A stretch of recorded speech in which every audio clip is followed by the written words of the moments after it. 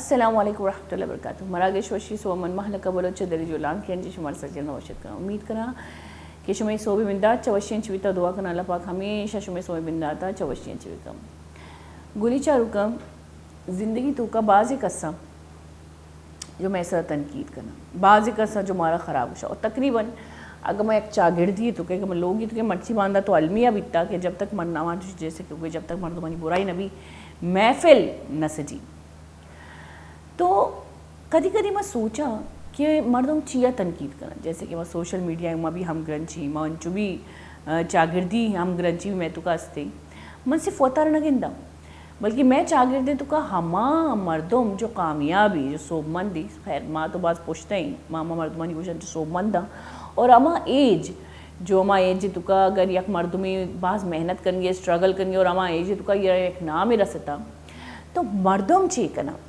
मर्दम आइए खराबिया कशे के कोशिश करना जो कि खैर हर इंसानी तो कास्ती अल्लाह पाक का सियारा मुकम्मल भी जोड़ना होता और गैर मुकम्मल भी जोड़ना होता दरमियाना ही कुछ के तो जब मर्दम तनकीद करना मैं अक्सर सोचा कि मर्दम तनकीद छिया करना जैसे कि मैं वही एक्सपीरियंस है बेचारा मन अक्सर सोचा कि मर्दम जब तनकीद करना तो कुजाम अबर हाईलाइट करना ए अमा अबर हाईलाइट करा जो तिकरो तो तई तो तकरीबन नहीं इसती चाहिए कि हर मर्दमी ती अंदर बिल्कुल भी वाकिफ़ नहीं लेकिन जब ये तनकीद करना तो चीज़ जाहिर भी देखिए मर्दमानी कीनक जाहिर भी चैलिसी जाहिर भी परचा की तनकीद बराए इसलाह आकुतनक ना परचा की हर तनकीद बड़ा इसलाह हमें अबरा खुद करना कि एक चागिर्दी तुका एक जंग जटली भी एक बाज़ बला इख्तलाफी फ़ाती भी गुरा मर्दुम निंदी मर्दुम सलाह का इसलाह का तनकीद का तो गलत कुता भले कारी तुका तनकीद करना का मर्दुमानी जो अम्मा मर्दुमा कारांची वाबस्तगी नहीं थी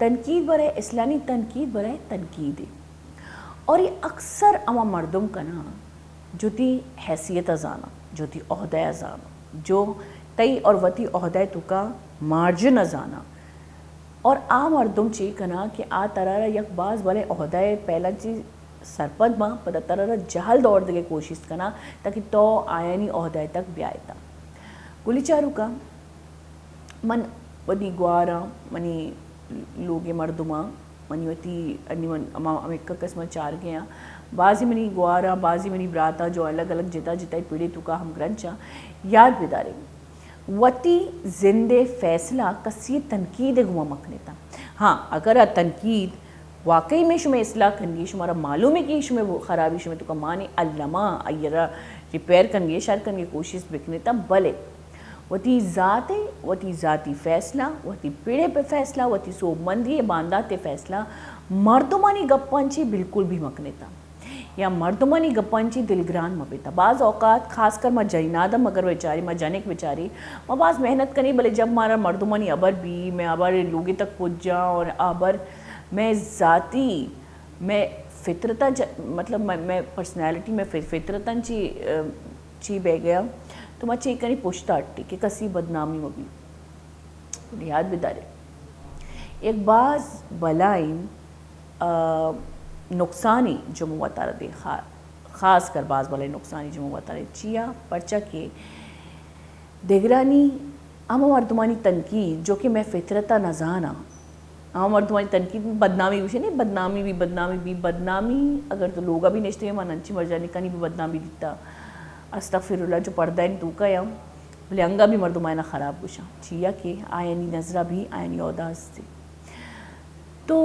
तकरीबन मर्दों तई ओहदेरा कापिन के वास्ता या तरह माँ जगह सर नबे के वास्ता तीसरा तनकीद करा और अंचो ख़तरनाक तनकीद करना ताकि तो बुतुर से तो खौफ बेते तो लोग अवे निंदे भले याद बिदारे वती पादा वती गामा अमा वाहदे तक मरू के जब तक छुमा सोब मन नबे गुशी जबानंची होती सफाई मदे बिल्ली ती एक्शन तई जो गप्पा तई जो अबरा या तई जो सोबमंदी आ मर तुम्हारा जवाब ना तो बिल्ली कि में सोबमंदी मर तुम्हारा जवाब भी था ना कि में ज़बानी सफाई शुमा भी देता और वैसे भी कसी हकदार नहीं कि कसी सफाई कसी आई दिमा सफाई बिदा कि मैं चे कन गया चे न कन गया ता हमा वहदा क्या मर्दों बीबी थी जो थी लोग तो का वाकई थी फिक्र करना जैसे कि मैं फैमिली तो फैमिली के अलावा दिगे कस्सियाँ ना होती वजाहत करना बिल्कुल ही अलवे देता फैमिली के अलावा दिगे कस्सियाँ होती सफाई देख बिल्कुल अलवे देता शुमा चे कन गए चे न कन गए पाक साफ़े या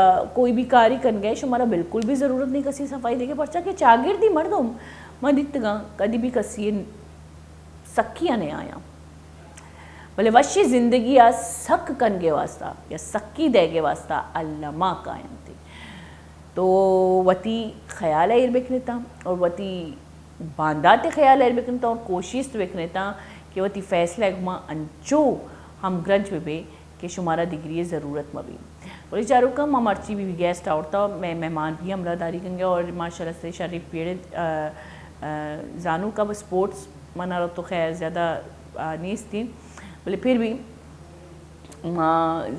शुमे वास्ते एक मेहमान जो साड़ी को हम वती पेड़े सोप मंदी मर्दमा अमशी मनी जीरी का सानी ब्रेक की बता साड़ी में कौन बेता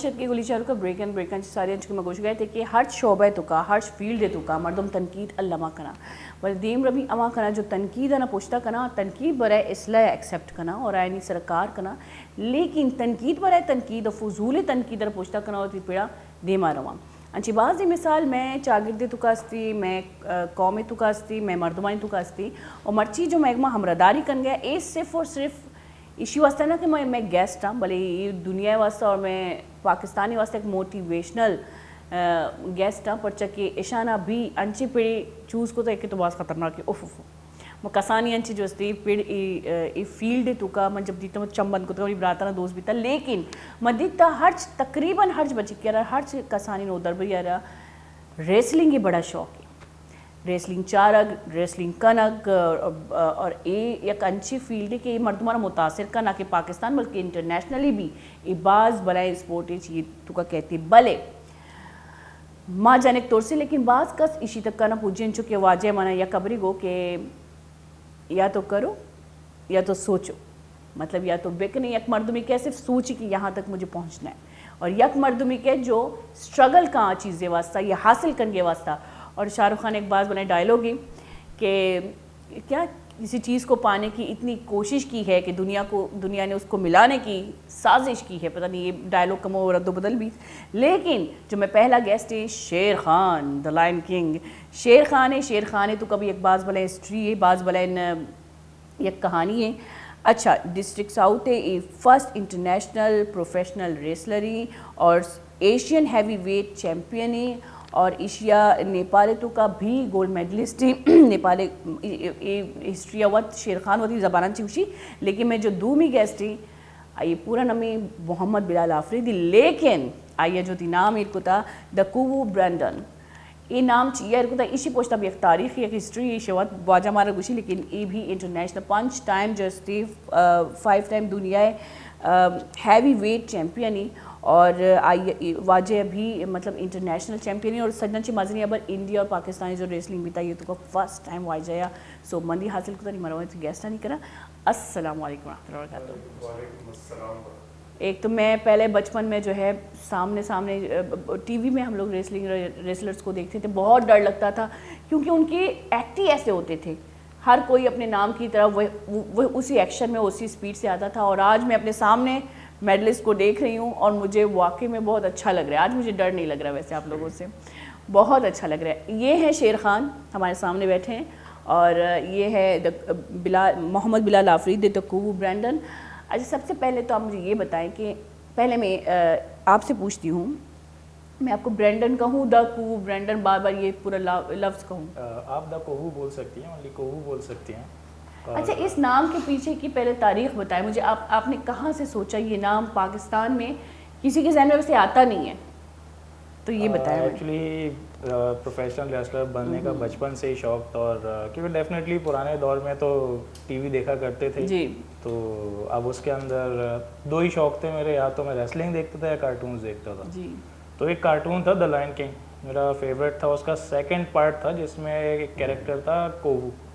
अच्छा, कोवू का मीनिंग जो है ना वो है भी स्कार। स्कार यानी जो चोट का निशान होता है। अच्छा, को वो जो लायन किंग का जो भाई है, एग्जैक्टली विलन, हाय जी। हाय। तो अच्छा, इसका मीनिंग भी जो है स्कार था, तो चोट का निशान को ही कहते हैं हम स्कार जो है ना। ब्रैंडन जो है वो द ग्रेट ब्रिटेन किंग थे एक, तो इसका मतलब ही ब्रैंडन का मीनिंग किंग है, नहीं चोट का बादशाह मीनिंग भी बन गया। तो एक तो मेरी फील्ड से भी रिलेटेबल था और मेरे फेवरेट कैरेक्टर्स थे ये। तो इस तरह बेसिकली आप मुफासा के भाई का जो कैरेक्टर है उसके नाम से इंस्पायर हुए। एग्जैक्टली। मेरे ख्याल से उसके कैरेक्टर से भी इंस्पायर होंगे, क्योंकि बहुत निडर कैरेक्टर था, बहुत ही पतला सा सूखा सा बंदा, लेकिन मेंटली बहुत शार्प था, जिसने भाई सल्तनत आखिरकार हासिल की। वैसे नेगेटिव को देखें उसमें भी पॉजिटिविटी बहुत दिखती है। वैसे शेर खान जी, आप अपने, मेरे ख्याल से आपका भी यही ये होगा कि शेर खान, हम अक्सर शेर खान, मैं भी जब बच्ची थी जंगल बुक और ये लायन किंग इन्हीं में पली बढ़ी हूँ, तो शेर जो है मुझे पॉजिटिव भी दिखता था, कभी नेगेटिव भी दिखता था। तो आपके शेर खान के पीछे क्या वो है? सबसे पहले मैं इस चैनल का शुक्रिया अदा करता हूँ कि आपने ज़बरदस्त हमें जो है अपने चैनल पे बुलाया। और शेर खान जो है वो शेर खान ही है और हमेशा शेर खान ही रहेगा। और आने वाले लोग जो मुझे देखेंगे इंस्पायरेशन में उनके लिए ऐसी छोड़ के जाऊँगा कि वो 1000 शेर खान बने फ्यूचर में। बेसिकली शेर खान जो है वो एक कर्नल शेर खान का आपने नाम सुना होगा, जो एक हमारे बड़े बहादुर सिपाही थे, शहीद हुए। और वो मेरा एक आइडियल थे पाक फोर्स का। तो वो मेरे ज़्यादा इंस्पायरेशन, क्योंकि मुझे आर्मी का शौक़ था। अच्छा। लेकिन बचपन से रेसलिंग बड़ा शौक से देखता था, क्योंकि उसमें भी फाइटिंग होती है, उसमें भी फाइटिंग होती है। अगर मैं आर्मी का ऑफिसर बनता उसमें भी फाइट, तो फिर मैंने सोचा नहीं, रेसलिंग ही बनूंगा, रेसलर ही बनूंगा। तो फिर एक फील्ड है रेवोल्यूशन ईस्टर्न रेसलिंग, REW को ज्वाइन किया, बिलाल आफरीदी, एक्स में, ये टीम थे मेरे। फिर जाके मैंने इसको कंटिन्यू किया, 6 ईयर ऑलमोस्ट मुझे होने वाले हैं। और मैं जो है आज पाकिस्तान का शेर हूँ। और चूँकि आपने देखा होगा जंगल बुक के अंदर या लायन किंग जो भी है वो माशाल्लाह एक हमने भी बचपन में देखा है, सब कार्टूनिक है भैया। वो बच्चों के लिए ज़्यादा इंस्पायरेशन। जी बिल्कुल बिल्कुल। लेकिन मैं पाकिस्तान का शेर हूँ, मैं एज अ रेसलर हूँ, और मैं आने वाले बच्चों के लिए इंस्पायरेशन हूँ। क्योंकि नेपाल जब मैं गया था तो वहाँ के बच्चों ने सबसे ज़्यादा मुझे पसंद किया। अच्छा। और मैं इंशाल्लाह ताला जो है फिर अपनी इस जर्नी को डेस्टिनेशन पे कंटिन्यू रखना चाहता हूँ, ताकि और वैसे तो हम लोग फिल्में देखते हैं, ड्रामे देखते हैं, हम लोग फिल्मी भी हैं, ड्रामेटिक भी हैं, लेकिन हम लोग उन लोगों को हीरो मानते हैं जो पहले स्टंट किया करते थे, जो मतलब उन हीरो के बरक्स जो है स्टंटमैन हुआ करते थे। लेकिन हम जानते नहीं कि असली हीरो कौन है। असली हीरो वो है जो इंटरनेशनली पाकिस्तान का झंडा दूसरे मुल्क में लहराए और वहाँ पे कौमी तराना गूंजे चारों तरफ, वो है असली हीरोगिरी। और ये जो हमारे खास कर जो स्पोर्ट्स के फील्ड के हैं, रेसलिंग, बॉक्सिंग, बहुत सारे ऐसे शोबे हैं जो, मैं स्पोर्ट्स से बहुत दूर हूँ, लेकिन मैं हमेशा इनको हीरो इसलिए मानती हूँ क्योंकि ये हकीकतन वो मेहनत है जो दूसरे मुल्कों में रंग लाती है। और ये मेहनत जो है पाकिस्तान का एक सबसे बड़ी जो प्यारी चीज़ लगती है, कौमी तराना जब वहाँ पे गूंजा जाता है तो मुझे बड़ा मज़ा आता है कि भाई हम जीत गए। अच्छा, आप मुझे सबसे पहले ये बताएं कि आपने आर्मी से शिफ्ट करके अपने जहन को बॉक्सिंग में कैसे लाई है? तो बहुत बड़ा एक मतलब बहुत बड़ा ट्विस्ट था आपकी ज़िंदगी का। और इतनी मेहनत, तकरीबन लोग ये सोचते हैं, जैसे कि मेरी इनसे बात हुई थी तो कि लोग सोचते हैं कि वहाँ तक जाना है, लेकिन यहाँ तक पहुँचना कोई आम बात नहीं है सर। तो मैं दोनों से एक ही सवाल पूछूंगी, पहले आप मुझे जवाब देंगे कि यहाँ तक आना आपके लिए कितनी, वो जर्नी हमें बताएं जहाँ पे आप ज़ाहिर बात है गिरे भी होंगे, संभले भी होंगे। देखें, मैं एक लफ्ज़ में बयान करता हूँ इस चीज़ को और आगे भी कंटिन्यू करता हूँ कि legends are born in a valley of struggle. Legends जो है वो स्ट्रगल की वादी में पैदा होते हैं। मेरे जो लेजेंड्स थे ना, मैंने उनको फॉलो किया अल्हम्दुलिल्लाह। और जिसमें Undertaker, stone cold Steve Austin, divine the rock Johnson, the game, triple H, ये मेरे फेवरेट रेसलर्स थे। जो ताबूत लेके आता था अपने साथ अंडरटेकर WWE के अंदर, क्योंकि वो मेरे इंस्पायरेशन थे। अच्छा। और मैं यही सोचता हूँ कि जो बच्चे जिसका आइडियल जिसको अपना बनाते हैं, और एक जहन में मैं यही उनको कहना चाहता हूँ कि उनकी थॉट ऐसी होनी चाहिए कि जो वो चाहते हैं बनना उसी में आप कंटिन्यू करें। अदरवाइज किसी में आप फोकस नहीं करें। आप जिस पे अपने आप को फोकस रखेंगे उसी में आगे बढ़ेंगे। और मेरी journey is not a easy, बिल्कुल बिकॉज नहीं। मेरी बहुत डिफ़िकल्ट जर्नी थी, बहुत। और जिस स्ट्रगल के साथ मैं, I am not a legend, but मैंने पाकिस्तान के अंदर अपने नाम को एज अ टैग लगाया है, जिसमें मुझे पूरे पाकिस्तान के लोग पसंद करते हैं। और अल्हम्दुलिल्लाह पाकिस्तान से बाहर भी गया हूँ, मुल्क पाकिस्तान का परचम हिमालय की 5000 फीट बुलंद पहाड़ पे मैंने पाकिस्तान का परचम लहराया। It's not a easy job, बिल्कुल, बिकॉज ये अपनी कंपनी रेवोल्यूशन ईस्टर्न रेसलिंग के लिए, RAW के लिए, ये पाकिस्तान के लिए, पाकिस्तान के फैंस के लिए, ये इस चैनल के लिए, ये एक बड़े एजाज़ की बात है। उसमें मेरे मुल्क की दुआएं थी और मेरी स्ट्रगल थी, और आज मैं एशियन चैम्पियन हूँ पाकिस्तान का। तो ये मैं प्राउडली फील करता हूँ कि आई एम द ये बहुत बड़ी पॉजिटिविटी है इस दौर में, जहाँ पे पाकिस्तान की चारों तरफ से हम खुद तनकीद करते रहते हैं मुल्क पे। सोशल मीडिया देखें या मीडिया देखें या हमें घर में देखें या बाहर देखें, हम पाकिस्तान की बुराइयां करते करते थकते नहीं है, जबकि हमें पता है कि दफन हमें यही होना है। लेकिन फिर भी इस दौर में, इस नेगेटिव दौर में जहाँ पे हम दुनिया के सामने अपने आप को बढ़ाना दिखा रहे हैं, अपने आप को तनकीद का निशाना बनवा रहे हैं खुद, लेकिन इस दौर में भी ऐसे लोग, ऐसे हीरो हमारे मौजूद हैं जो हमें साइड पे रख के अपने कंधों के ऊपर पाकिस्तान की जिम्मेदारी लेके जाते हैं, और पाकिस्तान को एक रिस्पेक्ट के साथ दुनिया में पहचाना जाता है इनकी वजह से। अच्छा, आप हमें बताएं अपनी जर्नी के बारे में। द कू ब्रैंडन, एक तो इनका निकनेम इतना बड़ा है कि मैं बार बार बोलने से थक जाती हूँ, ऊपर से इंग्लिश, एक तो बड़ा निकनेम, ऊपर से इंग्लिश निकनेम। जी जनाब, आप अपने बारे में बताएं कि आप किससे इंस्पायर हुए और कैसे इस फील्ड का आगाज़ किया और कितनी मुश्किलात आई? मुश्किलात तो देखें पाकिस्तान के अंदर हर स्पोर्ट्स पर्सन के ये तो है, इस बारे में बात करेंगे। तो ये है कि मेरी जर्नी स्टार्ट हुई कि मेरा जो बड़ा भाई है ज़ीशान खान दुरानी जी के, वो भी प्रोफेशनल रेसलर है। तो उसने, मैं एक्चुअली उसको ही फॉलो करता था। तो उसने जो है भाई मुझे पहली दफ़ा 3 साल की एज में रेसलिंग दिखाई, जो Shawn Michael versus Bret Hart थी 1997 3 साल की एट द एज ऑफ 3। तो उस टाइम तो खैर बच्चे को आपको पता है इतना सेंस होता नहीं, लेकिन फिर भी मैंने रेसलिंग को देखना स्टार्ट किया, और उसी दिन से शॉन माइकल जो है मेरा फेवरेट रेसलर हो गया। फिर Shawn Michael, Razor Ramon, Raven, JBL, अच्छा मोस्टली आपको लग रहा होगा ये सारे विलन कैरेक्टर्स थे रेसलिंग के, तो ये लोग मेरे फेवरेट रेसलर्स थे, और मैं इनको फॉलो करता गया। फिर 2002 में जब थोड़ी सी एज समझ आई और एज बड़ी हुई, तो तब भी मैं प्रोफेशनल रेसलिंग मतलब एक सेंस के साथ जब देख रहा था, तब भी शॉन माइकल को ही मैंने रिटर्न होते हुए देखा, और तब से ही मैंने सोचा कि नहीं, बनना प्रो रेसलर ही है। तो खैर जब भी मतलब अक्सर हम लोग भी छोटे बच्चे से पूछते हैं, बेटा कौन सी क्लास में हो, बड़े होके क्या बनोगे, तो वो कहते हैं मैं तो पायलट बनूंगा, इंजीनियर बनूंगा, डॉक्टर बनूंगा। मेरा जो आंसर होता था यही होता था कि नहीं, I will always be a professional wrestler. लेकिन मेरी जो फैमिली थी वो अक्सर इग्नोर करती थी, ये सोचे कि भाई अभी तो बच्चा है।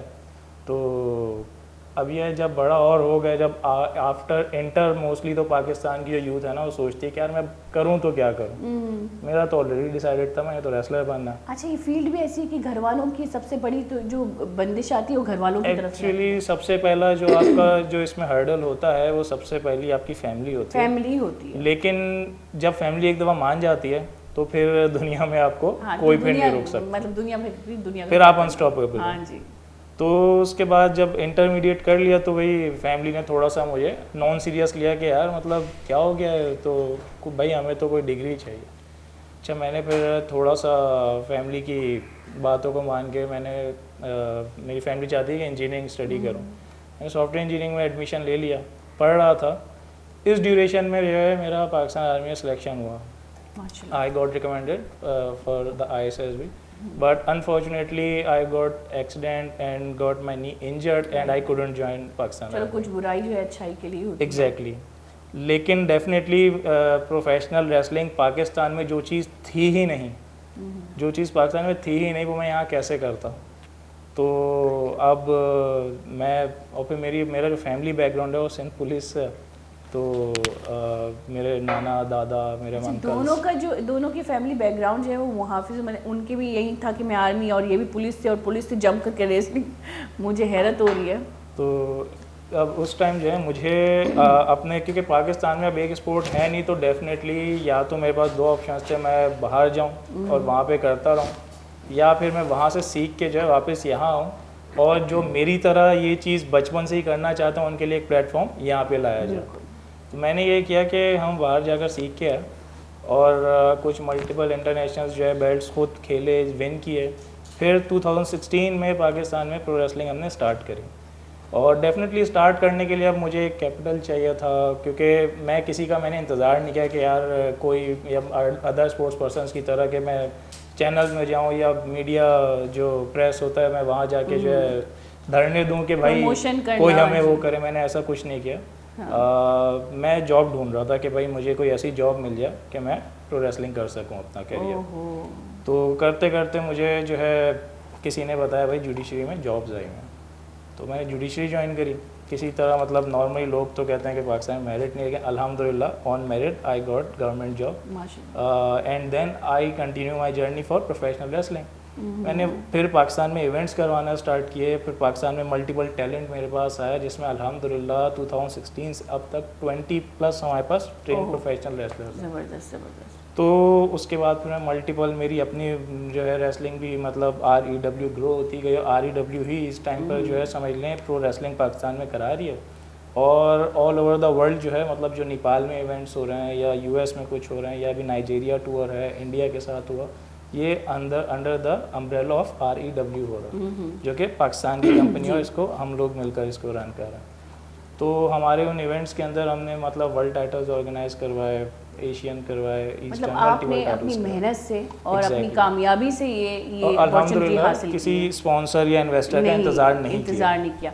और हम लोग अक्सर ये कहते हैं, हम अब बहुत से ऐसे लोग हैं जो कहते हैं सपोर्ट नहीं है। अच्छा, मर्दों के मुंह से ये सुनना कि सपोर्ट नहीं है मुझे बड़ा अजीब लगता है, वो भी इस दौर में जब एक दौर सोशल मीडिया तक पहुंच चुका है, जब एक वीडियो जो है लाखों तक पहुंच जाती है, इंटरनेशनली भी वायरल हो जाती है, तो यहाँ पे सपोर्ट है या नहीं है इसके बारे में बात करना तो बिल्कुल गलत है। लेकिन 2016 की बात कर रहे हैं जहाँ पे इन्होंने कहा कि ना मैंने प्रेस कॉन्फ्रेंस या कुछ भी किया, बल्कि अपनी मदद आप एक आइडिया खुद के साथ एक आइडिया पे काम करके यहाँ तक पहुँचे। अच्छा, सबसे पहली बात तो ये मेडल्स के बारे में हमें बताएंगे शेर खान जी कि मैं फ़र्स्ट टाइम मैं देख रही हूँ ये मेडल। मैं पहले टीवी पे देखती थी, लेकिन जब छोटी थी, अब तो शुक्र है मैंने, अब टीवी का दौर ही ख़त्म हो गया, रेसलिंग का दौर ख़त्म हो गया। लेकिन ये मेडल के बारे में बताएं, जब पहली बार ये मेडल आपको दिया गया तो आपको क्या महसूस हुआ? मतलब वो कामयाबी, उस कामयाबी की फीलिंग बताएं हमें। तो मैं अल्लाह का ही कहना चाहता हूँ, क्योंकि जब मैं इस लेवल पे आया तो उससे पहले तो जब इसको स्टार्ट किया तो फैमिली तक को नहीं बताया था मैंने। अच्छा। और 1 साल के अंदर अल्हम्दुलिल्लाह मेरा इंटरनेशनल रेसलिंग में नाम आया, हमारा रंबल इन पाकिस्तान, WBC। फिर मैंने WWE के वो रेसलर जो टीवी में खेलते हैं मैं उनके साथ था, उनके साथ डार्क इवेंट्स खेले, तो ये मेरे लिए बड़ी इंस्पायरेशन। फिर रेवोल्यूशन ईस्टर्न रेसलिंग REW की तरफ से मैं जो है वो नेपाल गया और अप्रैल के महीने में जो है मैं ये एजाज़ लेकर आया पाकिस्तान, और कुमार थापा को हराया मैंने वहाँ पे, नेपाली रेसलर।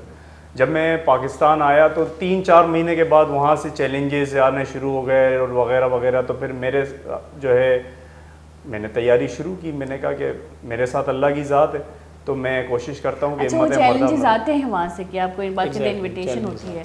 जी। तो फिर मैं जो है नेपाल के लिए रवाना हुआ और वहाँ जब मैं गया पहुँचा तो एक इवेंट मेरा हुआ काठमांडू शहर में, और उसका नाम था हिकमत स्कॉर्पियो रेसलर था, जिसको मैंने वहाँ शिकस्त दी।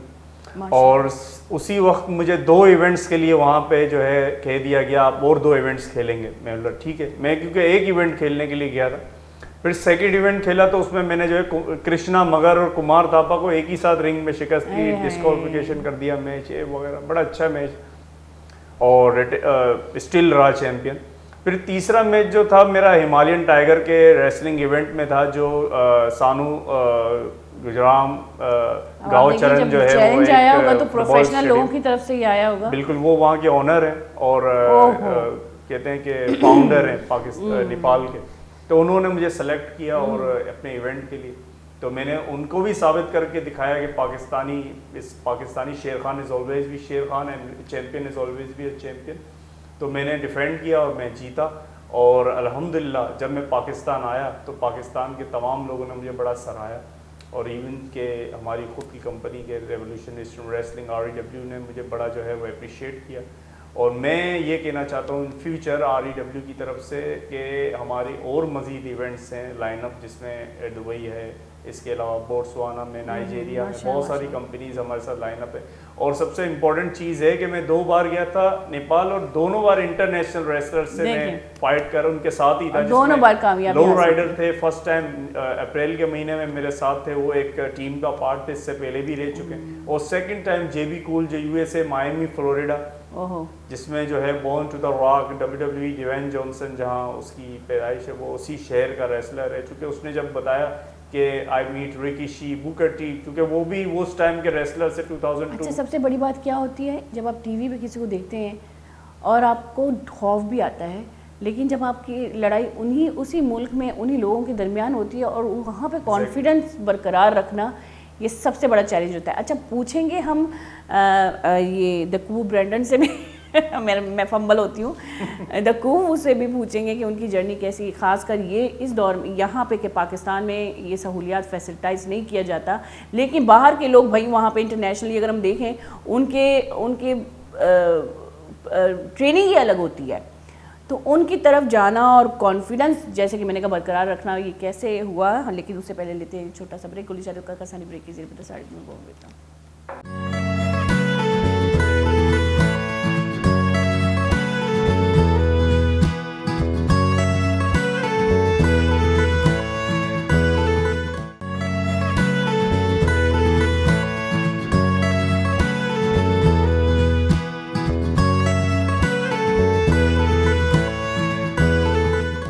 वर्षद की गोली शाहरुख का ब्रेकन साइलेंस के मैं वाजा जुस्कन गए थी कि भाई इंटरनेशनल जब नेपाल होता ये जर्नी वाजे मन को मैं टॉपिक कब तक जलना वाला पता नहीं। अच्छा, अनिमा रवि द कूवो ही करा। वैसे तो जैसे कि मैंने इनसे पूछा, अगर मैं देखूं, जैसे कि मैंने ब्रेक से पहले कहा कि मैं एक आर्टिस्ट है, हॉलीवुड का आर्टिस्ट है, मैं उसके सामने कभी काम शायद ना कर पाऊँ। इतना कॉन्फिडेंस अपना बरकरार, एतमाद जो है मेरा ख़त्म हो जाएगा। जिन लोगों को आपने कभी देखा है, जिनसे इंस्पायर भी हुए, जिनसे डर भी लगा है, बचपन में डर भी लगता है इनसे, उनके सामने, उनके दरमियान में उनको चैलेंज करना, ये कितना बड़ा चैलेंज था आपके लिए, और कैसे आपने अपना एतमाद जो है वो बरकरार रखा, उसको गिरने नहीं दिया, और कैसे ये चैम्पियनशिप हासिल किया? अच्छा, सबसे पहले तो ये है कि बचपन में भी मतलब कभी डर तो लगे। अच्छा, इस मेडल के बारे में थोड़े से बताएं हमें। वर्ल्ड चैम्पियनशिप का मेडल है। अच्छा, वर्ल्ड मेरे जो है मल्टीपल मैचेस हो चुके हैं ना रेसलर्स के साथ, जिसमें US के रेसलर्स को मैंने हराया, मैक्सिकन्स को हराया, इंडियंस को हराया, नेपालीज़ को हराया। तो इस तरह जो है हमारा वर्ल्ड का, और मैंने 5 टाइम्स, ये एक्चुअली मेरा 6th वर्ल्ड टाइटल है। पहले मैंने ROS का जो है वर्ल्ड जीता था, और ये जो है मेरा फर्स्ट, मतलब इस कंपनी का फर्स्ट और वैसे 6th था। तो ये मेरा 6th वर्ल्ड टाइटल है। इसके अंदर वेट चैंपियन, जी एग्जैक्टली। और ये जो है दूसरा, ये ईस्टर्न चैंपियन है। ये एक्चुअली हमारा ये पाकिस्तानी रेसलर ही था जो ये टाइटल होल्डर था, जॉर्डन होर। तो ये मैंने उसको हराया था। जॉर्डन होर ने तो बेसिकली उसने जो राइनो को हराया था, जो WWE का रेसलर था, और मैंने उसको ही हरा के ईस्टर्न उससे लिया था। तो ये इन दोनों की बेल्ट्स की स्टोरी थी। और जैसा आपने पूछा कि मतलब इंटरनेशनल रेसलर्स के सामने मतलब होना, तो बचपन से उनको देखते देखते डर तो वैसे निकल चुका होता है, लेकिन एक चीज़ ये होती है कि जब हम सामने एक लाइव इवेंट परफॉर्म करने जा रहे हैं और मल्टीपल थाउजेंड्स ऑफ ऑडियंस आपके सामने आपको जब व्यू कर रही है, तो एक उस वक्त थोड़ा सा तो टांगें काँप रही होती हैं कि भाई यार, हम खुद जो है काफ़ी मतलब काँप रहे होते हैं कि यार मतलब इतनी ऑडियंस है, कहीं मेरा लुक तो ख़राब नहीं है, बाल बना रहे हैं, क्या सोचेंगे। तो फिर मेरा जो पहला इवेंट लोकली हुआ था एट्रियम मॉल के अंदर ही, तो उसके अंदर हमारी ऑलमोस्ट 3 लाख ऑडियंस थी जिसने हमें देखा था। तो मतलब मॉल की ये सिचुएशन थी कि वहाँ पाँव रखने की जगह नहीं बची थी, इतनी जो है वहाँ पे ऑडियंस थी। तो उसके अंदर जब इवेंट था, तो मैं जब परफॉर्म करने के रिंग में पहुँचा और जब फाइट हो रही है ना, तो उस टाइम तो मुझे बिल्कुल आइडिया नहीं हुआ इस चीज़ का कि मतलब ऑडियंस क्या चल रही है। लेकिन जब मैं एक मूव मुझे लगा और मैं नीचे गिरा हुआ था, और ऑडियंस ने मेरे नाम के साथ में चैंटिंग करना जब स्टार्ट करी, तो और फिर आहिस्ता आहिस्ता फिर एक मतलब ऑडियंस ने एक चैंट बना दिया, को वू पे 3 टाइम क्लैप, फिर को वू पे 3 टाइम क्लैप। उस टाइम मैंने कहा मतलब ये क्या, मतलब फिर सारा कॉन्फिडेंस गेन हो गया। फिर उसके बाद इंटरनेशनल्स यहाँ पर है, उसमें भी जब मतलब एक international American WWE farmer wrestler के सामने पाकिस्तानी हम खड़े हैं और हमको ऑडियंस चैंट कर रही है। अच्छा उस वक्त भी चले फिर देख हो गया बर्दाश्त कि चलो पाकिस्तानी है तो शायद इसलिए कर रहा है। थर्ड टाइम जब मैं नेपाल गया और नेपाल में इंडियन के साथ मेरा मैच था। अच्छा ये एक इंटरेस्टिंग सी स्टोरी है। उसके अंदर जो है इंडियन जो था उसने जब मुझे मारा और चीटिंग से गिराया था, मैं नीचे गिरा हुआ था। चीटिंग से गिराया एग्जैक्टली तो उस मैच पे भी आप डिस्कस करिएगा क्योंकि वो बड़ा कंट्रोवर्शियल मैच था।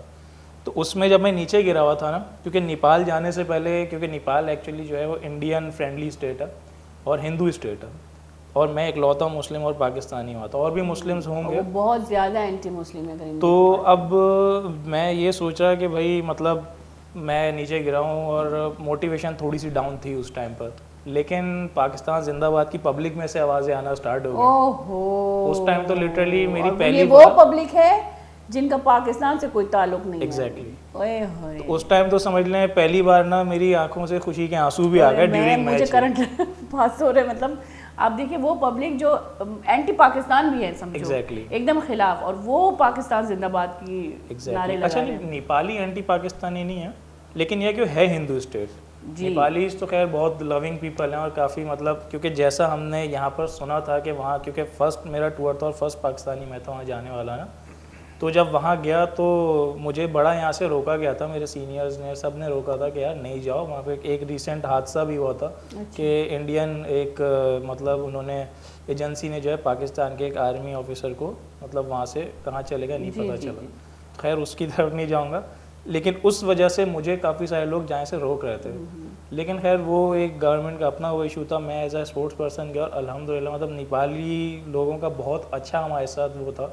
और इससे बड़ी क्या एग्जाम्पल होगी कि उन्होंने पाकिस्तान जिंदाबाद का चैंट किया और इन दी एंड जो है मतलब जब उस मैच में मेरे साथ चीटिंग हुई तो उन्होंने पूरा सपोर्ट ही मुझे के बारे में बताएं। वैसे मैं रेसलिंग के उसूल भी जानना चाहती हूँ, क्योंकि मुझे जहाँ तक मैं देखती हूँ तो मुझे नहीं लगता है कि इस मारा पीटी में कोई उसूल भी है।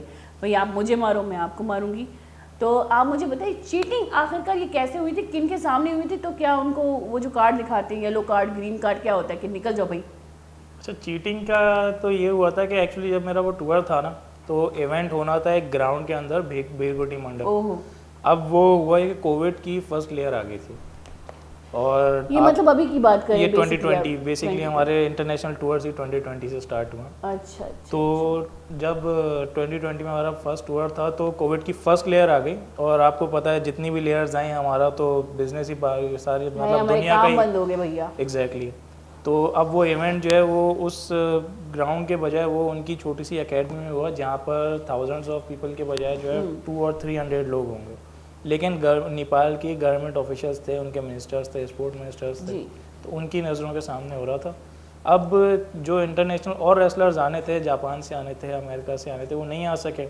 इंडियन पहुंच गए क्योंकि उनको वहाँ से वो तो रिक्शे में बैठ के आ जाते हैं क्योंकि उनका जो है पासपोर्ट का इशू नहीं है। मैं पहुँच चुका था तो हमारा ही आपस में फर्स्ट मैच था, तो उन्होंने कहा कि नहीं इनका मैच तो होना चाहिए क्योंकि पाकिस्तानी के लिए तो नेपाल पहुंचना आसान नहीं होता, इंडियंस के लिए आसान होता।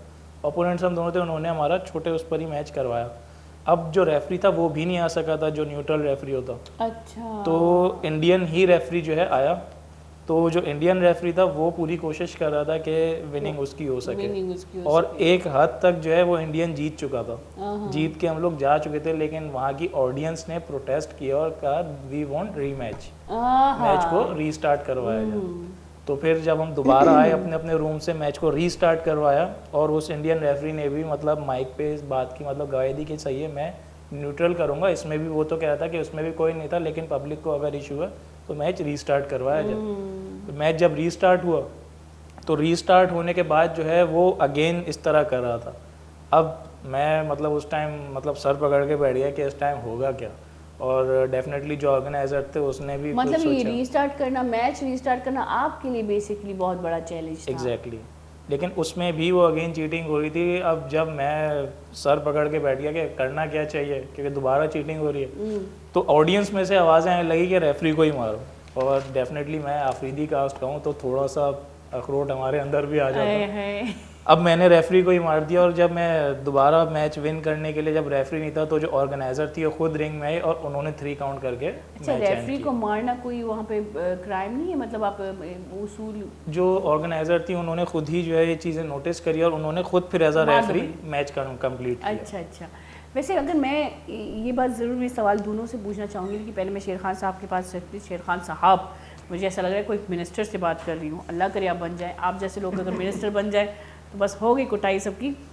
तो हम इंटरनेशनल अगर देखें तो ये जो रेसलिंग है ये सेलिब्रिटी फील्ड में आती है, उनके तो लोग सेलिब्रिटी बन जाते हैं और वो आर्ट फील्ड से ज़्यादा बड़े सेलिब्रिटी बन जाते हैं। अगर हम देखें वहाँ उनकी अलग एक रिस्पेक्ट होती है, उनके सारे जो है राइट्स अलग होते हैं, उनको प्रोवाइड अलग किया जाता है, उनकी सहूलियात उनको फैसिलिटाइज किया जाता है, जो कि एक फील्ड में वो बने रहते हैं। माशाल्लाह से मेरे ख्याल से वहाँ के अमीर तरीन लोग होंगे जो रेसलर होंगे। लेकिन जब हम अपने मुल्क में आते हैं तो यहाँ पे ना कोई ट्रेनिंग की कोई रुझान है, जैसे कि आप लोगों ने कहा कि हमने खुद स्टार्ट किया, तो यहाँ पे ना कोई ट्रेनर है, ना कोई सिस्टम है, ना कोई फैसिलिटाइज किया जाता है, ना कोई सहूलियात दिए जाते हैं कि बंदा एक ही फील्ड में लगा रहे, क्योंकि घर के भी खर्चे चलाने होते हैं, खासकर एक मर्द के ऊपर तो हम लोग रिस्पॉन्सिबिलिटी देते हैं। तो क्या देखते हैं आप दोनों मुल्कों में जब आप वहाँ जाते हैं, जैसे कि सलाम है आप दोनों को कि वहाँ के ट्रेनर रेसलर से आप लड़के और जीत के आ गए, और एक इन्होंने कहा ना कि हम भी थोड़े से हैं पाकिस्तानी, ये पाकिस्तानी बलोच पठान नहीं, ये पाकिस्तानी दिमागी ऐसा होता है, आ जाए ना अपनी ज़िद पे तो आगे बस शेर के मुंह से निवाला भी छीन ले।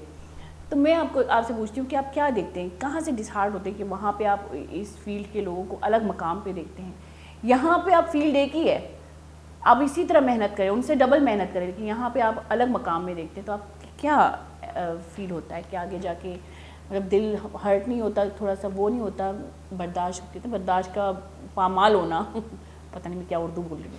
देखिए एग्जैक्टली आपने जो कहा वो बिल्कुल सही है, क्योंकि मैं तो यही कहूँगा कि इसके पीछे सिर्फ एक आपकी मेहनत छुपी होती है जो आपको इस स्टेज तक लेकर जाती है। फिर आपके वो रेसलर्स जो कि WWE के रेसलर्स हैं, फिर इंटरनेशनली रेसलर हैं, चाहे वो नेपाल हो, चाहे वो अमेरिका हो। अब जो कि आपने इंडिया का देखा, इंडिया का नाम सुना होगा कि वहाँ के सेलिब्रिटी हमारे पाकिस्तानी सेलिब्रिटी से ज़्यादा हाइप पे हैं, लेकिन उनको भी प्रमोशन की ज़रूरत के लिए WWE के रेसलर को बुलाना पड़ता है, जैसे ब्रॉन स्ट्रोमैन, इसके अलावा रोमन रेंस और ट्रिपल एच, और ये रेसलर्स जो है वो एज ए सेलिब्रिटी वहाँ गए थे कुछ प्रोग्राम में, जैसे सलमान खान का शो था, उसमें ब्रॉन स्ट्रोमैन, द ग्रेट खली, तो वो मैंने भी देखा था बिग बॉस, अपने प्रोग्राम के अंदर उन रेसलर्स को बुलाते जिनसे हम अल्हम्दुलिल्लाह मिल चुके हैं। और सेकेंडली जो मैं ये कहना चाहता हूँ, तब भी इंडियन ना पाकिस्तानी सेलिब्रिटी WWE की रिंग में खड़ा होकर अपने आप को प्रमोट कर रहा हूँ, क्योंकि दिस इज़ अ बिग, कहते हैं कि वो एक बड़ा नाम है WWE के रेसलर, और वो कोई एक आम पर्सन, उसको अभी आपने देखा होगा कि दुबई, कतर, इन ममालिक ने हायर किया और इन ममालिक ने इवेंट्स भी करवाए, क्योंकि वहाँ के रेसलर्स को बुलाया, केविन नेश, मार्क हेनरी, बहुत सारे रेसलर्स थे। अब आपने देखा होगा कि रिसेंटली 3 इयर्स से सऊदी अरेबिया में जो इवेंट्स हो रहे हैं, 4 इयर्स हो गए, क्राउन जोल, सुपर शोडाउन, तो वहाँ के लोग भी बड़े एक्साइटेड कि यार पाकिस्तान इंडियन में फाइट कर चुके WWE के रेसलर ये चाह रहे कि हमारे मुल्क में भी आके परफॉर्म। लेकिन क्यों सिर्फ बाहर के लोग हमसे क्यों इंस्पायर होते हैं, हमारे लोग क्यों नहीं होते? मैं यहाँ पे सिर्फ आपकी फील्ड को टारगेट नहीं कर रही, मैं हर फील्ड को कर रही हूँ। हमें कभी कभी मैं सोचती हूँ कि हम लोग कितने डिप्लोमेटिक हैं। अभी हम जैसे बात कर रहे थे कि हमें अपने आप को साबित करने के लिए बाहर क्यों जाना पड़ता है। अब जैसे कि मैंने कहा कि ये फील्ड जो है रेसलिंग फील्ड, WWE, पहले तो हम F देखते थे, तो फिर ये ऐसे इनके वहाँ के लोग या इनके एक्टरों से ज़्यादा नामी गिरामी लोग हैं, मतलब सेलिब्रिटी के हाइप में आते हैं। यहाँ पाकिस्तान में देखें तो एक्टरों को भी नहीं पूछा जाता, खैर मैं तो ये कहती हूँ। लेकिन आप लोग क्या समझते हैं, वहाँ पे जाके आपकी एक अलग रिस्पेक्ट है, और ये अपना मुल्क है, यहाँ पे एक इग्नोरेंस भी मिलती है, यहाँ पे एक नज़रअंदाजी भी होती है, तो कैसा फील होता है? अच्छा, ये एक्चुअली हमारे अपने ही लोगों की नहीं, ये हर कंट्री में अगर चाइना, जैसे हम नेपाल गए थे तो मैंने नेपालियों में देखा वो अपने रेसलर से ज़्यादा जो है हमारी मतलब वो कर रहे थे कि तो ये हर किसी के अंदर एक आवाम के एक वो होता है कि नहीं यार जो आउट ऑफ कंट्री आया है वो शायद बहुत बड़ा वो स्टार है। हम जब वहाँ गए थे तो हम हमारे साथ तो मतलब यकीन माने अगर 1 महीना शायद और वहाँ रहते तो शायद हमारी भी जो है किसी मंदिर में मूर्ति नज़र आती, इतना मतलब वो हमें पसंद किया गया था। अच्छा। तो और यहाँ आते हैं तो अच्छा हमारे पाकिस्तान के कुछ लोगों के अंदर थोड़ा सा इशू ये है कि एग्जाम्पल ये है कि भाई हर कोई ना अपनी अपनी फील्ड में स्ट्रगल कर रहा है, बिल्कुल, लेकिन हमारी थोड़ी सी ऑडियंस के अंदर ये बात है कि 2 सीढ़ियाँ होती हैं, एक अपनी सीढ़ी में बंदा चढ़ रहा है, दूसरा अपनी सीढ़ी पे चढ़ रहा है। हम या तो अपने अगले बंदे को देख के कोशिश करें कि भाई मैं इससे ज़्यादा स्पीड से ऊपर चले, हाँ जी, ये एक पॉजिटिव वे में छोटी सी मतलब जलन होनी भी चाहिए, लेकिन ये पॉजिटिव है कि मैं इससे ज़्यादा स्पीड में जाऊँ। लेकिन कुछ लोग हमारे यहाँ इस तरह हैं कि वो अपनी सीढ़ी से उतरते हैं और कहते हैं मैं पहले इसको नीचे खींच लूँ, हाँ जी। लेकिन जितनी देर में उसको ये रियलाइज़ नहीं हो रहा कि मैं उतरने में टाइम लगाऊंगा ना उतने वो और ऊपर चढ़ जाएगा, वही मैं जितना उसके पीछे भागूंगा वो और ऊपर चढ़ता जाएगा क्योंकि मैं उससे अब फासले में आ गया। अब यकीन के प्रोग्राम के शुरू में मैं यही कह रही थी कि हमारे यहाँ तनकीद बरे इसलाह नहीं होती, तनकीद बरे तनकीद होती है। हमें नहीं पता कि आपकी फील्ड में क्या मेहनत है, क्या स्ट्रगल है, कि क्योंकि मुझे जलन होती है, क्योंकि मैं जलती हूँ कि मैं यहाँ तक पहुँची क्यों नहीं, तो मैं आपको खींचूँगी, मैं आपकी तजलील करूँगी, मैं आप पे तनकीद करूँगी। अच्छा, तनकीद मैं आपके काम पे नहीं कर सकती तो मैं आपकी पर्सनैलिटी पे करूँगी, मैं आपकी शक्ल सूरत पे करूँगी, मैं आपकी एज पे आके तनकीद करूँगी, लेकिन मैं करूँगी क्योंकि मुझे आपको खींचना है, जो कि मेरे लिए इम्पॉसिबल है उन लोगों के लिए जो माशाल्लाह अपनी फील्ड में नाम रखते हैं। लेकिन इसका जो है मैंने तो सिंपल सा हमेशा से यही सॉल्यूशन रखा, मैंने कभी लाइफ में दोस्त नहीं बनाया। जिन लोगों के साथ मेरा काम होता है, जैसे शेर खान मेरे साथ काम कर रहा है, रेसलिंग को प्रमोट कर रहा है पाकिस्तान में, तो शेर खान ही मेरा फ़िलहाल दोस्त है। अगर शेर खान नहीं होता तो मेरा कोई दोस्त नहीं होता, या जो भी मेरी टीम है, मैं जिस टीम के साथ होता हूँ वही टीम मेरी फैमिली होती है। दोस्त तो दूर की बात, मैंने कभी दोस्त बनाया नहीं, क्योंकि जब अगर दोस्त बनाते हैं तो हमें मतलब मल्टीपल गैदरिंग्स भी करो वो नाराज़ हो जाएंगे, शादियों में जाओ, मकसद से बेसिकली हट जाना। एग्जैक्टली क्योंकि मेरा चाइल्डहुड ड्रीम ही यही था। मतलब बचपन से मैंने जिस तरह घोड़े के भी यहाँ से बंद कर देना कि साइड में ही देखो सीधा चलता रहो, मैंने आगे एम अपना रखा कि भाई मुझे इधर तक पहुँचना। तो कभी मैंने दोस्त बनाए नहीं, तो जब कोई दोस्त नहीं था तो डेफिनेटली बातें बनाने वाले बहुत थे, लेकिन मैंने सबको जो है इग्नोर किया, क्योंकि डेफिनेटली भाई वो मैंने ये चीज़ सोची कि आप पे जब तक कोई मतलब भले नेगेटिव बात करे, जब हम स्टार्ट में हमने इवेंट्स कराना स्टार्ट किया लोग शुरू में हम पे हंसते थे, वही लोग ना जो आज सेल्फी लेना चाहते हैं। अच्छा। तो उस टाइम जो है इनको हम इग्नोर करते हुए आगे बढ़ते गए, क्योंकि मतलब समझ लें दरवाजे हमारे सामने बंद थे, हम अपनी गाड़ी को फिर भी दरवाजे तोड़ते हुए आगे। अच्छा, अक्सर हमारे जो लोग हैं वो किसी भी फील्ड में जाने की कोशिश भी करते हैं तो इसी तनकीदी अमल से वो पीछे हट जाते हैं, क्योंकि सफाइयाँ देने लगते हैं। हम जब अपनी सफाइयाँ देने लगते हैं तो हमारा आधा जहन तो यहीं पे खारिज हो जाता है, और आधा जो बच जाता है वो हम अपनी पर्सनल में चीज़ों में निकाल लेते हैं कि भाई वो फील्ड ही निकल जाती है हाथ से। अच्छा, ये जो रेसलिंग की फील्ड है इसमें क्या उसूल और फ़राइज़ कुछ हैं? मतलब यहाँ नहीं मारना है, थोबड़े पे नहीं मारना है, यहाँ नहीं मारना है, दांत नहीं तोड़ने, कुछ मतलब रूल्स एंड रेगुलेशन हैं या नहीं? बगैर रूल के आप बस भिड़ो, ऐसा है? और जो मैं दूसरा सवाल मेरा ये, जो मैं टीवी पे देखती हूँ जो एक्शंस होते हैं रेसलर के, जो ख़तरनाक, जैसे आप अंडरटेकर का नाम ले रहे थे, भाई ताबूत उसके हाथ में, वो लाश लेने आ रहा है, हम तो बचपन में यही सोचते तो मार डालेगा बंदे को, तो लाश लेने आ रहा है बंदे से, अच्छा भिड़ के उसको गिरा भी ये ताबूत पे, फिर लेके जा रहा है, तो क्या वाकई में ये बहुत ख़तरनाक है कि इसमें मौत भी हो सकती है? क्या कोई मतलब है ऐसी चीज़, या उसूल फ़राइज़ हैं इस रेसलिंग के, और उन बंदों के बारे में बताएं जो बहुत वायलेंट और बहुत ख़तरनाक लगते हैं चेहरे से? सबसे पहले तो मैं यही कहना चाहता हूँ कि it's not easy job, it's not easy sport. नहीं है भैया, बिकॉज ये बाकी स्पोर्ट्स के हिसाब से जो है बड़ा डेंजरस है, लेकिन जो सीख लेता है उसके लिए बड़ा ही एक कहते हैं ना कि एक बिल्कुल जो है वो सांचे में ढल जाता है, और फिर उसको हर चीज़ की समझ हो जाती है कि ये क्या चीज़ है। क्योंकि रेसलिंग, बाकी sports, martial arts, kick boxing इससे बड़ा डिफिकल्ट है, क्योंकि ये उनको भी शिकस्त दे देते हैं जब वो रिंग में आते हैं, क्योंकि बेसिकली ये depend full of your body और स्ट्रॉन्ग बॉडी आपको अपने साथ रखनी पड़ती है, चूंकि आपको कोई नॉर्मली इसकी डाइट बहुत रिक्वायर्ड होती है एक रेसलर की जो है, चूंकि हम एक पाकिस्तानी रेसलर है तो पाकिस्तानी रेसलर की भी डाइट बड़ी जो है वो स्ट्रॉन्ग होती है और रिक्वायर्ड उसको ज़्यादा होती है। चूंकि आप इंटरनेशनल WWE की देखें तो वो तो एक उसकी तो खैर आप बहुत ऊपर चले गए, लेकिन पाकिस्तानी रेसलर वो उसको बहुत ज़्यादा रिक्वायर्ड है, उसकी मसल मास, उसको मेंटली और फिजिकली बहुत स्ट्रॉन्ग रहना पड़ता है इन द रिंग। ज़्यादा तो मेंटली यहाँ पे बहुत मुश्किल है स्ट्रॉन्ग रहना। और सेकंड चीज़ ये है कि जो आपने कहा कि मर जाते हैं और ये हो जाते हैं, एग्जैक्टली इसमें जो है वो तो हम बहुत टफ ट्रेनिंग लड़कों को देते हैं और ख़ुद भी ट्रेनिंग लेते हैं इस चीज़ की कि वर्कआउट और बॉडी बिल्डिंग ये सबसे ज़्यादा ज़रूरी है। इन द रिंग की ट्रेनिंग ये मेंटली सबसे ज़्यादा इसको नॉलेज रखना पड़ता है कि किस तरह अपने आप को जो है वो मेंटेन रखना है। फिर जाकर आप ये देखें कि जब रिंग के अंदर परफॉर्म होती है तो वो वही ट्रेनिंग के हवाले से फिर वो रिंग के अंदर, ये नहीं कि आपने जो है वो उसको चाकू और छुरी मार दी, ये चीज़ नहीं होती, लेकिन आप जो है रिंग के अंदर उसको शिकस्त देने की कोशिश कर रहे होते हैं, उसको हराने की कोशिश कर रहे होते हैं। फिर वो डिपेंड उसका होता है स्टेमिना के ऊपर। अब वो जितना देर तक उसका स्टेमिना रहेगा तो ही विन द मैच, अदरवाइज ही लूज कर जाएगा। बेसिकली आपको मार खाने की भी ट्रेनिंग करनी पड़ती है। बिल्कुल। और आपने जो एक चीज कही कि एक कहते हैं ना कि इंस्पायरेशन, जिस इंस्पायरेशन से आप देखे होंगे लोगों के अंदर बहुत सारा हजूम खड़ा हुआ है, उनके अंदर एक अलग सी शख्सियत शख्स गुजर रहा है तो वो एक शख्सियत कहलाता है, वो ही एक आइडियल बनता है। तो WWE का रेसलर उन लोगों में शुमार होता है कि वो लोगों ने अपने आप को एक आइडियल के तौर पे रखा है। काफी ड्रामेटिक भी होता है। अगर हम इंटरनेशनल रेसलिंग को देखें, रिंग को देखें तो काफी ड्रामेटिक, मतलब झगड़े से पहले एक ड्रामा शुरू हो जाता है। यहाँ पे लड़कियां भी होती हैं, मैंने लड़कियां भी देखी हैं, ओए होए पता ही नहीं चलता कि लड़का कौन है लड़की कौन है, लड़कियां भिड़ जाती है भाई। और मैं ये भी पूछूंगी कि ये जो मैंने देखा है, 2 बंदे लड़ रहे हैं, तीसरी घुस जाती है अंदर, वो भी लड़ने लगती है, चौथी घुस जाती है, वो भी अंदर, ये क्या है? हाँ, लेकिन उससे पहले मैं रेसलिंग के बारे में आज कुछ पूछना चाहती हूँ जो बचपन से मेरे दिल में सवाल उभर रहे हैं कि क्या है। तो उससे पहले लेकिन लेते हैं छोटा सा ब्रेक, गोली चारों पर कसानी ब्रेक की जरिए पता साड़ी में घूम बेता।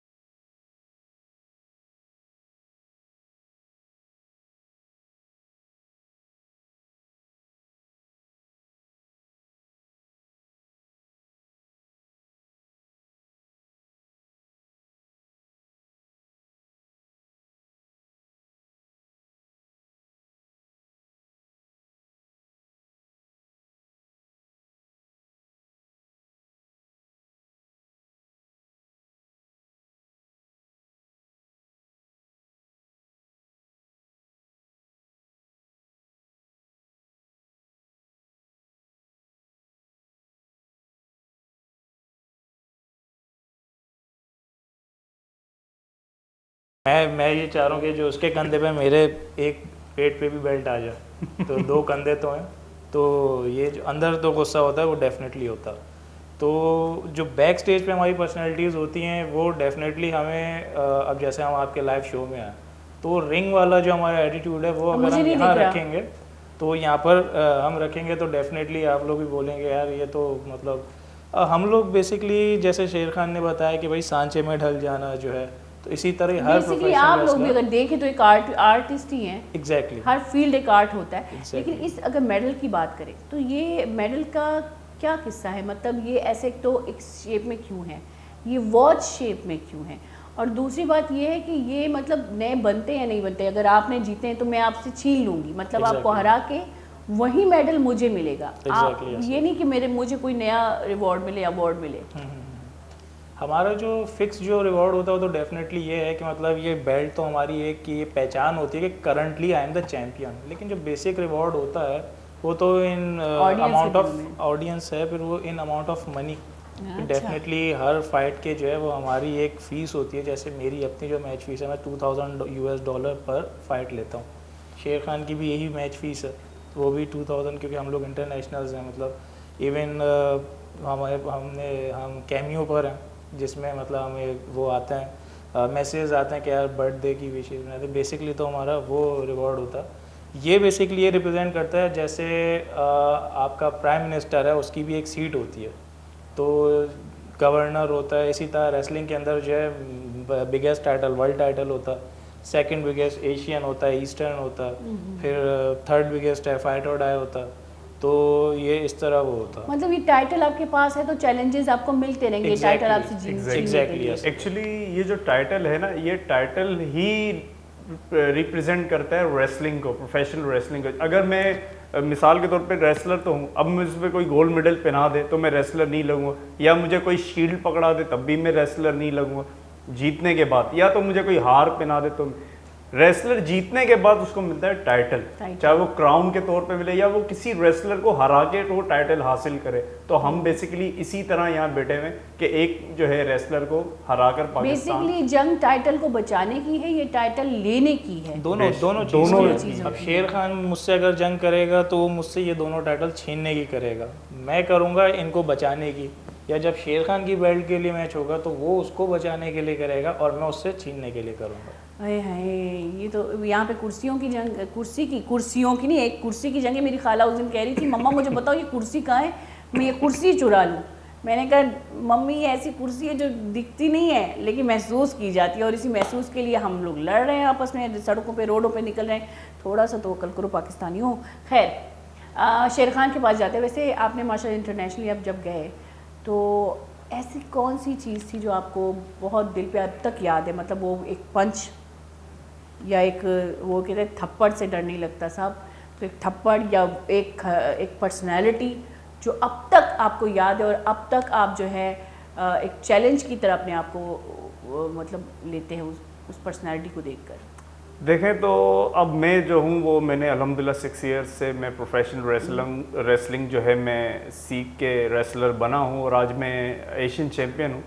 अब जब आप देखें तो WWE के हमारे बहुत सारे रेसलर्स थे, चूँकि बिलाल आफरीदी, मैं खुद, हमने WWE के रेसलर्स से जो है फाइट की है, तो मैं क्यों अब WWE रेसलर्स को अपना आइडियल बनाऊँ। अब मैं तो WWE के रेसलर से फाइट करने के लिए स्टैंड लेगा, क्योंकि जब एक अंडरटेकर रेसलर था, उसकी एक लाइफ थी, उससे पहले रोमन रेंस कर रहा था स्ट्रगल, उसने रेसलिंग ज्वाइन नहीं की थी। फिर जब अंडरटेकर का आखिरी कैरियर आया तो उसको उसके कैरियर को ख़त्म करने के लिए रोमन रेंस ने इंटरप्ट किया। फिर रोमन रेंस ने 35-40 ईयर्स के अंदर जो है वो अंडरटेकर को शिकस्त दी जब उसकी एज 40 ईयर्स थी। अब रिसेंटली अंडरटेकर रिटायरमेंट पे, वो एक उसने लेजेंड को बीट करके अपने आप का नाम मनवाया। अब चूंकि मैं अपने आप को ये देखूं कि मैं एक पाकिस्तानी हूं और पाकिस्तानी प्रोफेशनल रेसलर्स या कोई भी स्पोर्ट्समैन किसी का जो है कतराते नहीं है, वो उनसे डिफेंड करते हैं।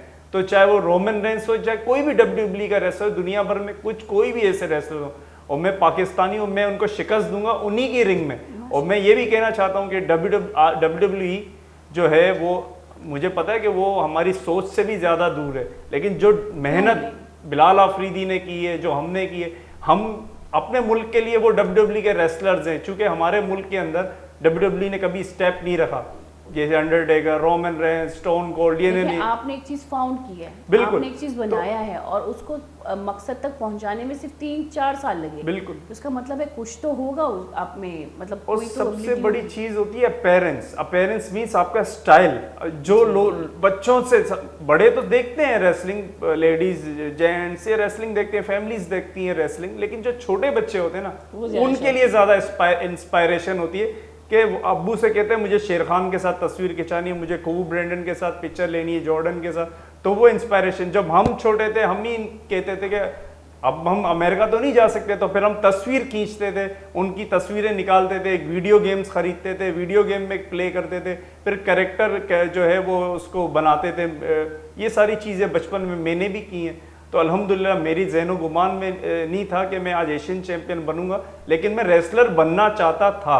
और रेसलर जब 2017 में पाकिस्तान में रेसलर्स आए और एक न्यूज़ चल रही थी टीवी में, मेरी वालदा, मेरे वालिद साहब, भाई और मेरी दादी रूम में बैठे हुए थे, तो एकदम रेसलर्स आए पाकिस्तान के अंदर, जो है मीडिया चला रही थी कि कुछ रेसलर्स आए हुए। तो मैं एक्साइटेड हो गया, मतलब पाकिस्तान के अंदर रेसलर आए, वो भी बाहर से रेसलर थे, क्योंकि पाकिस्तानी नहीं था। अब मैंने कहा कि अब जब पाकिस्तान में ये रेसलर आए ना, वो पाकिस्तान में फर्स्ट टाइम रेसलिंग हो रही है, उसी वक्त मैंने ठान लिया था कि मैं प्रोफेशनल रेसलिंग के अंदर आऊँगा। फिर एक रिंग ऑफ पाकिस्तान, REW की एक रेसलिंग जो है प्लेटफॉर्म जो बना, रिंग ऑफ पाकिस्तान तो खैर एक बाहर की कंपनी है वो, क्योंकि पाकिस्तान की इंस्पायरेशन सिर्फ कभी कभी event basically ring of Pakistan REW है। REW जो है उसी वही पहला पाकिस्तान का रेसलिंग रिंग है।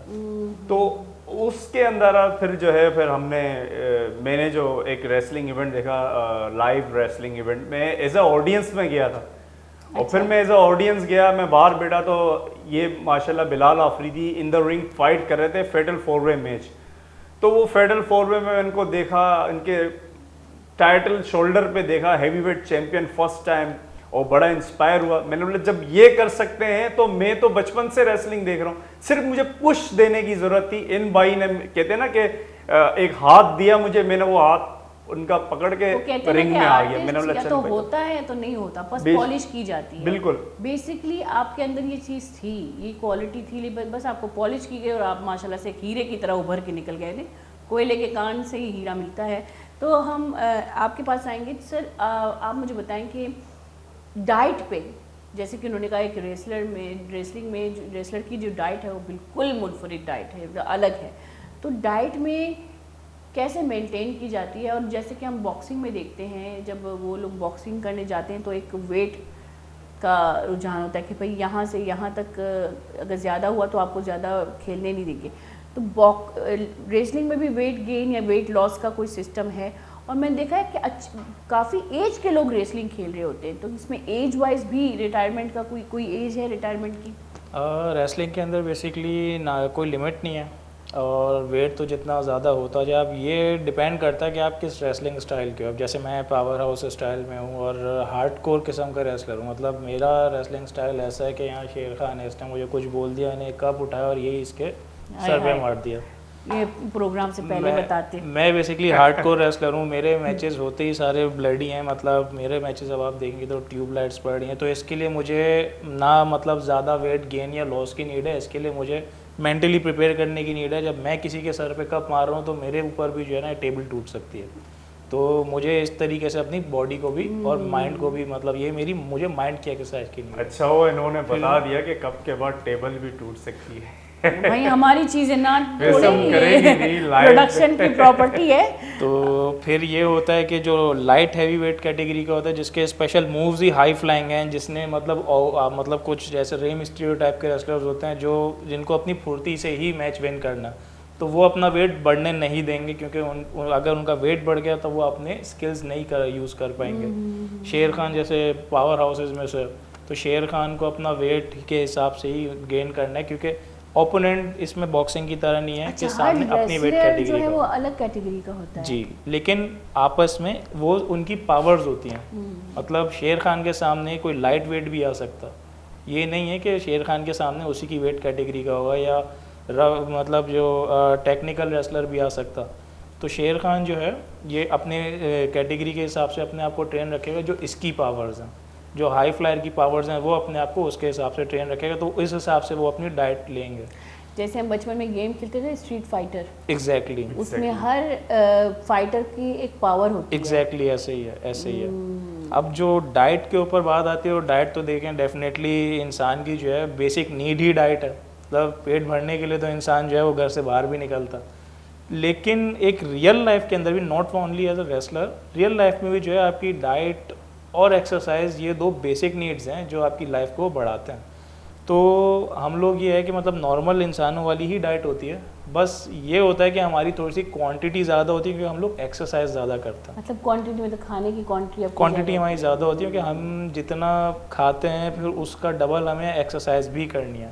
तो वैसे तो ये है कि मतलब आप एक्सरसाइज करते हैं तो डाइट आपकी उसमें कवर हो जाती है, लेकिन हम सजेस्ट यही करते हैं कि हैवी प्रोटीन इनटेक हो आपका और क्लीन डाइट हो, मतलब ज़्यादा फैटी चीज़ ना हो। जैसे अक्सर लोग जो है समोसे, या इवन मेरा अपना फेवरेट है समोसा, लेकिन सामने होता है तो मुझे ऐसा लगता है, मुझे ऐसा क्यों लग रहा है मुझ पे टॉन्ट मार रहे हैं भाई। मैं माशाल्लाह से हट्टी खट्टी, माशाल्लाह से मैं, आप अगर आप रेसलर हैं तो मैं भी माशाल्लाह से किसी रेसलर से कम नहीं हूँ।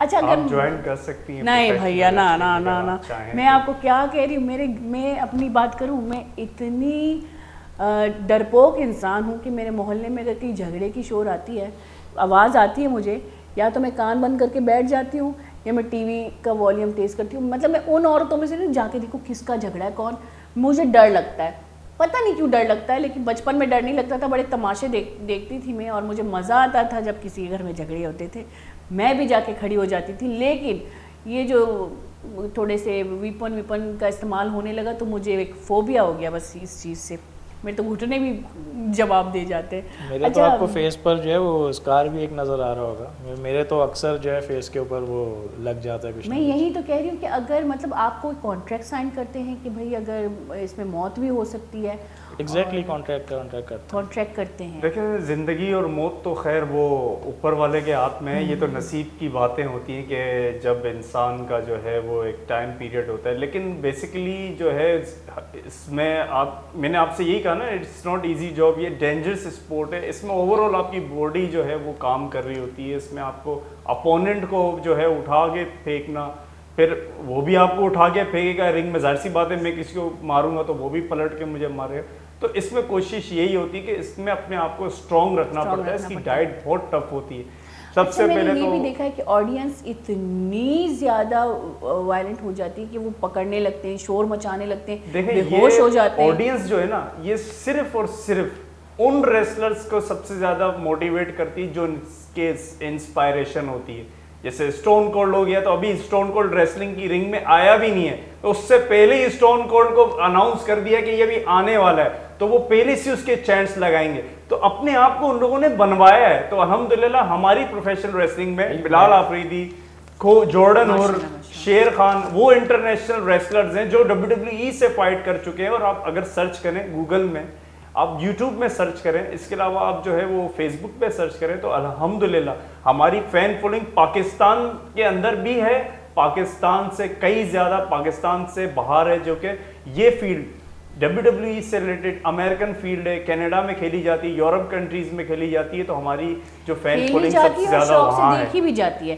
अच्छा, जैसे कि इन्होंने कहा कि जब नेपाल में ये जब एक फाइट कर रहे थे तो वहाँ पे लोगों ने जो मोटिवेट किया इनको, जो हौसला अफजाई की इनकी, उस सूरत में जब ये हार भी रहे थे, क्यों हार रहे थे? क्योंकि चीटिंग हो रही थी, तो लोगों की वजह से वो चीटिंग रुकी और लोगों की वजह से एक नई मैच हुई, नया एक फाइट शुरू हुआ और उस पर माशाल्लाह इन्होंने फतह हासिल की।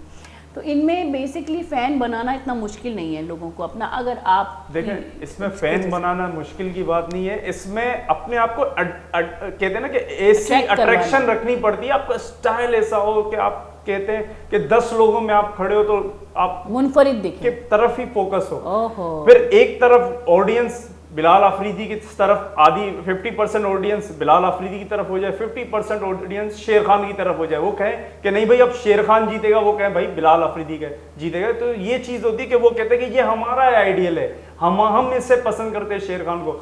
बिलाल आफरीदी के फैंस कहें कि बिलाल आफरीदी को हम पसंद करते हैं, तो डिवाइड हो जाती है चीज़ें। तो फिर वो दो रेसलर जब एक दिन एक ही टाइम रिंग में उतरते हैं या उनसे अलग अलग किसी से मुकाबले होते हैं, तो फिर वो चैंट्स लगाते हैं कि अपने आइडियल को, अपने इंस्पायरेशन को, कि ये जीतेगा, ये जीतेगा, oh my God this is the जैसे कि हम लोग देखते थे, शेर खान, दिस इज नॉट। अच्छा, आप लोगों की भी अनाउंसमेंट ऐसे ही होती है? मतलब जैसे कि हम फिल्मों में क्या हम पहले देखते थे, धुआं निकल रहा है तो अनाउंसमेंट हो रही है तो लोग शोर मचा रहे हैं। अनाउंसमेंट नहीं कहलाती, इसी तरह ही वो। मैं तो अनाउंसमेंट कहूंगी, मेरी नजर में अनाउंसमेंट की जरूरत मेरे ख्याल में आपको है। हमारी रेसलिंग रिंग में आप आए तो हमारी अनाउंसमेंट भी कर दिया करें, कि जैसे अनाउंसमेंट होती है ना रेसलिंग के अंदर, जैसे कि ladies and gentleman please welcome, एक इंट्रोडक्शन होती है ना, वो एंट्रेंस होती है, एंट्रेंस कहलाती है, जिसमें रेसलर जो है वो चल के आता है, जिसमें वो अपने आप को शो करता है, आई एम द प्रोफेशनल। जैसे मैंने अनाउंस, जैसे एक अनाउंसमेंट होती है, ladies and gentleman please welcome the game triple H, तो वो फीमेल रिंग अनाउंसर होती है, उसकी बैकग्राउंड में म्यूजिक चलती है, वीडियोस चल रही होती है, क्योंकि हमारे बलूचिस्तान में बहुत सारे जो है और पूरे मुल्क में ये चीज देखते हैं रेसलिंग, तो वो जो अपीयरेंस होती है ना, वो ही उसका आइडियल बन जाता है वहां से। अब वो रिंग के अंदर कुछ भी करे, वो उठा के पिन कर दे और हार के जीत जाए ऑडियंस को। लास्ट इंप्रेशन, वो पहला ही impression is the last impression, because this is the, ये बनाती है एक इंसान को, एक शख्सियत में कन्वर्ट करती है, और वो फिर वो आइडियल भी बनती है, वो पाकिस्तान का लेजेंड भी बनती है। और ये पहली फील्ड है पाकिस्तान की या दुनिया भर की जिसमें आपका जो इम्प्रेशन फर्स्ट होना ही ये चाहिए कि लोग डर भी जाएं, खौफ में भी आ जाएं, और क्योंकि खौफ में आएंगे तो अट्रैक्ट होंगे, मुझे ऐसा लगता है। क्योंकि मैंने जितने भी रेसलर देखे हैं, वो जो जैसे कि आपने कहा, वो जो इंट्रेंस होते हैं, जो इंटर होते हैं, वो एंट्री में ही इतना खौफज़दा वो माहौल बना देते हैं, या शोर करके या ऐसा कुछ करके, या फेस इंप्रेशन या रिंग पे चढ़ के, कि लोग जो है वो डरते नहीं है, लेकिन वो उनके दिल में भी वही जज्बा आने लगता है। अभी WWE में आपने देखा होगा ना, divine the rock Johnson, music बजते ही क्राउड रिएक्शन कितना चेंज हो जाता है, एक नॉर्मल मूवमेंट से क्राउड रिएक्शन इतना चेंज हो जाता है कि पूरा जो स्टेडियम होता है वो गूंज उठता है, लोग बेहोश हो जाते हैं भैया। द बिग रेड मशीन केन, जो वो एक ब्लास्ट होता था, फिर एकदम वो एक यूनिक कैरेक्टर था, उसके बाद फिर वो stone cold Steve Austin, glass shutter, और ये वो एक बड़ी अच्छी इनकी एंट्रेंस होती थी, फिर रोमन रेंस और ये सारी चीजें, एक बिल्कुल साइलेंट मोड हो जाता है, फिर एंट्रेंस बचती है, तो फिर एक रेसलर चल के आता है, एक अलग ही फील आता है। काश पाकिस्तान में भी इसी तरह से, जैसे हम WWE देखते हैं, पाकिस्तान में भी इसी तरह से कोई माहौल हो, जिन लोगों को लड़ाइयाँ देखने का शौक है और जो लड़ाइयाँ करते हैं रोडों पे, सड़कों पे, यहाँ पे वहाँ पे, ये सब जमा हो जाए एक जगह और इनका एंटरटेनमेंट हो, और पाकिस्तान जो है वो पाक रहे, इस सोच से। हालांकि ये ऐसी फील्ड है, ये लोगों को अपनी तरफ अट्रैक्ट करता है और लोग एक मकसद के तहत चले जाते हैं। अच्छा सर, क्योंकि प्रोग्राम का वक्त ख़त्म हो चुका है, लेकिन मैं उससे पहले आप जैसे लोग जो मोटिवेट करते हैं दूसरों लोगों को, आपको बोलने की ज़रूरत नहीं, आपकी पर्सनैलिटी काफ़ी है, तो आप एक मुख्तसर सा मैसेज हमारे देखने वालों को दें, वो लोग जो आगे बढ़ने की कोशिश तो करते हैं लेकिन बढ़ते नहीं हैं। मैं जो है छोटा सा मैसेज यही देना चाहूँगा। सबसे पहले तो मैं पेरेंट्स को ये कहना चाहूँगा, देखें अगर बच्चा आपका बदमाश बनना चाहता है तो डेफिनेटली उसको रोकें, लेकिन इंजीनियरिंग और मेडिकल के अलावा भी फील्ड्स हैं। बिल्कुल, प्रो रेसलिंग एक स्पोर्ट है, और स्पोर्ट्स बेसिकली सिर्फ शौक नहीं, ये भी फील्ड है। मतलब हम भी पैसे कमाते हैं, ऐसा नहीं है कि मतलब आप रेसलर या कोई आर्टिस्ट हो तो आप पैसे नहीं कमाते। तो अपने बच्चा जो आपका बनना चाहता है, इवन वो पेंटर बनना चाहता है या आर्किटेक्ट बनना चाहता है, या जैसे ये कपड़ है या ये हमारा ये सारी चीज़ें डिज़ाइनर बनना चाहता है, उसको आप मोटिवेट करें अपने बच्चे को, आप लोग जो है। और मैं उन यूथ को भी यही बोलूँगा कि देखें, हम भी जो है ना टीवी पर देखते थे रेसलर्स को, और हमारे साथ वाले बहुत सारे लोग ऐसे हैं जो ओनली 9 to 5 जॉब्स करते हैं, हम वो नहीं करते और अल्हम्दुलिल्लाह उनसे अच्छा अर्न कर लेते हैं। तो बात यह है कि आप अगर कुछ बनना चाहते हो ना, तो life is not a bed of roses. आप या तो 9 to 5 जॉब करें, उस पर भी आप मेहनत करते हो, तो बेहतर ये है कि जो आपका ड्रीम है ना, आप उसको फोकस करो और वो बनने के लिए मेहनत शुरू कर दो, क्योंकि मेहनत तो आप 9 to 5 पे भी कर रहे हो और ये बनने के लिए भी करोगे। तो आप जो है अपना बिस्तर छोड़ो, आंखें बंद करके ख्वाब देखना छोड़ो, और उस ख्वाब को अचीव करने के लिए मेहनत शुरू करो और अचीव योर गोल। बिल्कुल जी। शेर खान साहब, शेर खान द लायन किंग।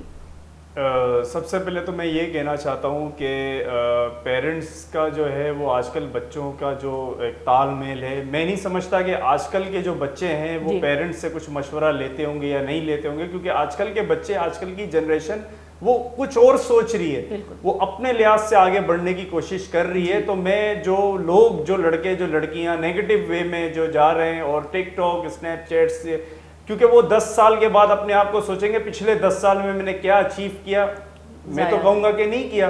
तो कहने का मकसद ये है कि अपनी डेस्टिनेशन पे चलते रहें और अपने आप का फ्यूचर इंसान खुद बनाता है। अगर आप अच्छा सोचेंगे, अपने आप को जिस कैरेक्टर में आपको जाना उसके लिए फिर उसी तरह मेहनत करेंगे। जैसे रेसलर है, मार्शल आर्ट्स है, बॉक्सर है, ये तो स्पोर्ट्स में, इसके अलावा भी बहुत सारी फील्ड्स हैं, डॉक्टर है, इंजीनियर।